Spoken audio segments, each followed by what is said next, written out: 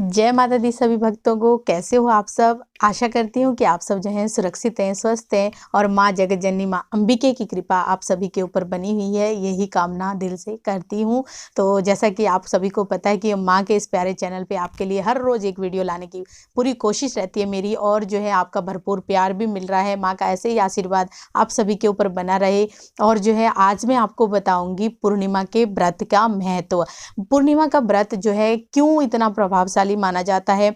अगर आप लोगों की संतान नहीं है, आप संतान के लिए जो है परेशान है, संतान उत्पत्ति नहीं हो रही है, आपका गर्भ जो है ठहरता नहीं है, गर्भपात बार बार हो रहा है, और जो है आप चाहते हो कि आपका जो है पुत्र हो और वो जो है वीर पुत्र पैदा हो, और आपका पुत्र जो है आज्ञाकारी हो और दिमाग का बुद्धि भी तेज हो, तो आपको जो है पूर्णिमा के व्रत किस तरह से करने चाहिए, क्या जो है विधि विधान होता है, किस तरह से आपको जो है पूर्णिमा के व्रत का एक छोटी सी कहानी भी बताऊंगी कि कैसे माँ जगत जननी माँ अंबिके ने अपने भगत को दर्शन दिए और दर्शन देके जो है पूर्णिमा के व्रत के बारे में उसको बताया और उसकी गोद में जो है संतान उत्पत्ति की उसको प्राप्ति हुई। तो क्या होता है कि पूर्णिमा का व्रत आपको कौन कौन से फायदे देता है। पहले होता है कि अगर आपकी संतान नहीं है तो संतान प्राप्ति आपको होती है। दूसरा, अगर आपके बच्चे जो हैं आपकी बात नहीं मानते हैं, आपसे जो है लड़ाई झगड़ा रहता है, आपके विचार नहीं मिलते बच्चों से,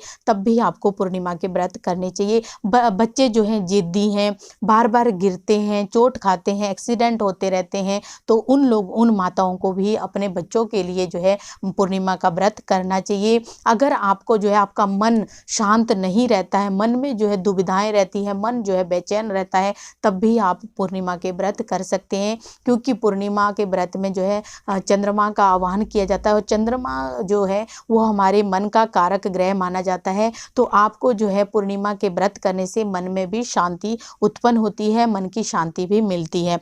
तो माँ जगत जननी का जो चमत्कार है वो कैसे हुआ। माँ के जो है भगत होती थी, दंपति जोड़ा जो है माँ के मंदिर में रोज जाता था, रोज जो है माँ की पूजा अर्चना करता था, और यही आस लेके जाते थे कि माँ जो है एक ना एक दिन हमारी गोदी में भी छोटा सा लाला, छोटा सा बाबा जो है, छोटी सी माता रानी की कोई भी जो है संतान हमारे उत्पत्ति हो, जिससे जो है हम भी अपनी इच्छा जो है वो पूर्ण कर सकें। तो हर रोज वो माँ के दरबार में, माँ के मंदिर में रोज यही उम्मीद लेके जाते थे कि आज नहीं तो कल माँ जरूर सुनेगी।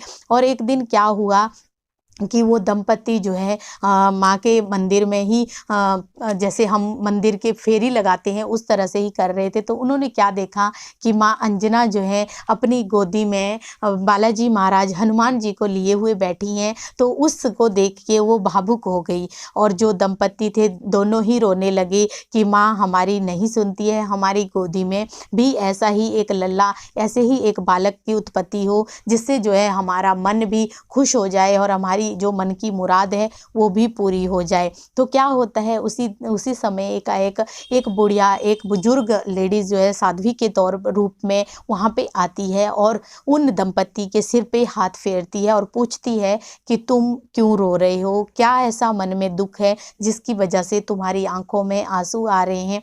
तो वो दंपति बहुत ही भावुक होकर कहते हैं कि हमारी जो है कोई संतान नहीं है, इसीलिए हम माँ के दरबार में आते हैं और माँ से उम्मीद यही लगा के बैठते हैं कि हमारी आज नहीं तो कल एक संतान जरूर होगी। तो माँ जो बुजुर्ग थी, जो मतलब साध्वी के रूप में आई थी, उन्होंने जो है उसे कहती है, दंपति को कहती है कि अपनी जो तुम्हारी स्त्री है, जो लेडीज हैं, उसको जो है पूर्णिमा के व्रत करने चाहिए। और पूर्णिमा के व्रतों का 11 पूर्णिमा के व्रतों का उन्होंने विधान बताया, और वो जोड़ा जो है वहाँ से चल देता है। तो क्या देखते हैं, थोड़ा आगे जाके वो देखते हैं कि जो साध्वी जो माँ के रूप में वहाँ पे प्रकट हुई थी वो एकदम से गायब हो जाती हैं। तो क्या होता है कि आपने देखा है कि हाँ, वो जो दंपति होता है वो भी संतान के लिए आता है, और जो जोड़ा वहाँ पे माँ के पास आता था वो भी माँ की संतान थी। तो माँ तो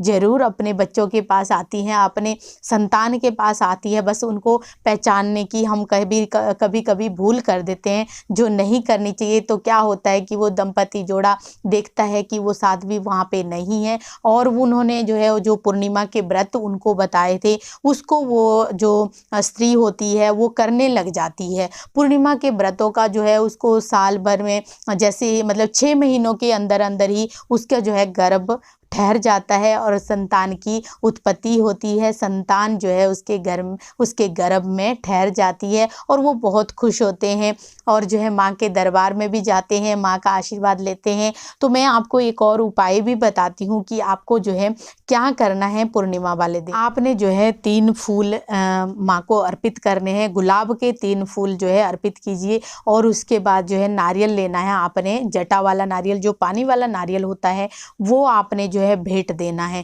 कैसे देना है, आपने उसकी जटाएं निकाल देनी है और जो है जो नारियल होता है अंदर से वो पानी वाला आपने लेना है और उसकी भेंट आपने अपने पति के हाथों से पूर्णिमा वाले दिन जो है दिलवानी है और कहना है कि हे माँ अम्बे, हे माँ जगदम्बे, हे माँ जगजननी, हे माँ दुर्गे, हे माँ अंजनी, अंजनी माँ हमें भी ऐसा ही वीर पुत्र प्राप्ति हो और ऐसे ही जो है हमारा पुत्र भी बुद्धिमान हो, पुत्र के अंदर जो है गुणवान हो वो और वीर भी हो। तो यही प्रार्थना आपने करके जो है माँ की भेंट अर्पित करनी है और जो भेंट का जो जैसे जल होगा उसको आपने अपने मस्तक पर, अपने बालों में, अपने केशों पे लगाना है और पति को भी लगवाना है। उसके बाद जो है आपने पूर्णिमा के व्रतों का पूरा विधान करना है। पूरा आपने जो है अच्छे से अपने व्रतों का पूरा आप माँ को आगे करके चलिए, माँ को साक्षी मान के चलिए, माँ को जो है हर समय अपने आगे रखिए और जो है कहिए कि हे माँ अब आपके भरोसे ही हमारी नैया चल रही है, आपके ऊपर ही हमारा सब कुछ न्यौछावर है,